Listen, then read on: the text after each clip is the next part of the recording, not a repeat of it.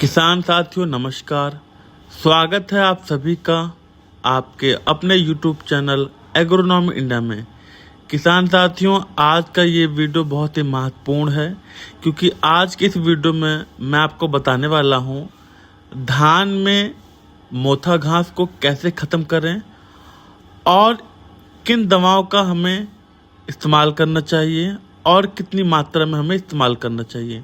तो इस वीडियो को पूरा देखिए क्योंकि धान की खेती में सबसे बड़ी समस्या आती है खरपतवार नियंत्रण की। अगर आप खरपतवार नियंत्रण नहीं करेंगे तो आपकी उपज बहुत कम हो जाएगी और आपको अच्छा उत्पादन नहीं मिलेगा।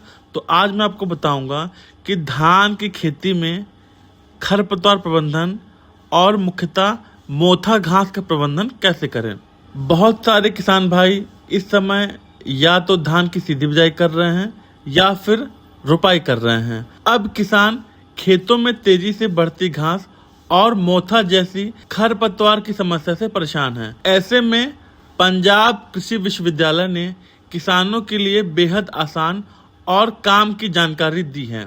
विश्वविद्यालय के वैज्ञानिकों ने बताया है कि किस तरह किसान अपने खेत में मौजूद खरपतवार को पहचान कर सही दवा का इस्तेमाल कर सकते हैं। सही पहचान से ही होगा असरदार इलाज। पंजाब एग्रीकल्चर यूनिवर्सिटी के डॉक्टर मक्खन सिंह भुल्लर ने कहा है कि धान की फसल में खरपतवार को सही समय पर सही दवा से खत्म करना बहुत ही महत्वपूर्ण है। पहले ये देखना जरूरी है कि खेत में किस तरह के खरपतवार ज़्यादा हैं।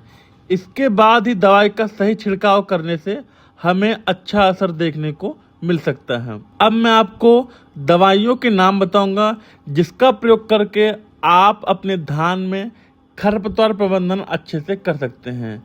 किसान साथियों, यदि खेत में स्वांक और पड्डी मोथा, चीनी या घोड़ा घास और चौड़ी पत्ती वाले खरपतवार ज़्यादा हैं तो आपको नावलेट 12 EC की 500 मिलीलीटर प्रति एकड़ की दर से बुआई के 20 से 25 दिन बाद छिड़काव करना चाहिए। अगर खेत में सिर्फ स्वांक और पड्डी मोथा ही ज्यादा हैं तो किसान नॉमिनी गोल्ड 10 SC बिस्पायरबैक सोडियम की 100 मिलीलीटर प्रति एकड़ की दर से दवा का छिड़काव कर सकते हैं।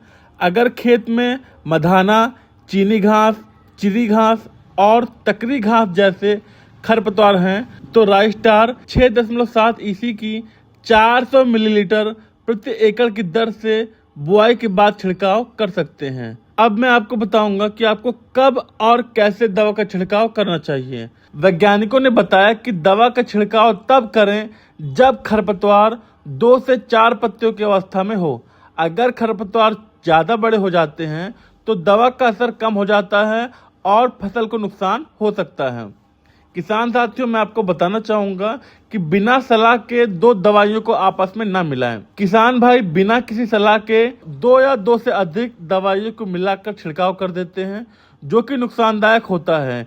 इससे फसल में उल्टा असर होता है और पैदावार कम हो जाती है। खेत में कौन सी घास ज्यादा है उसे पहचानें और वैज्ञानिकों की सलाह के अनुसार ही दवा का इस्तेमाल करें।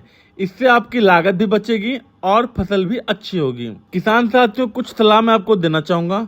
सबसे पहले यह देखें कि खेत में किस प्रकार की घास ज्यादा है और हमारे द्वारा बताई गई दवा का ही आप इस्तेमाल करें।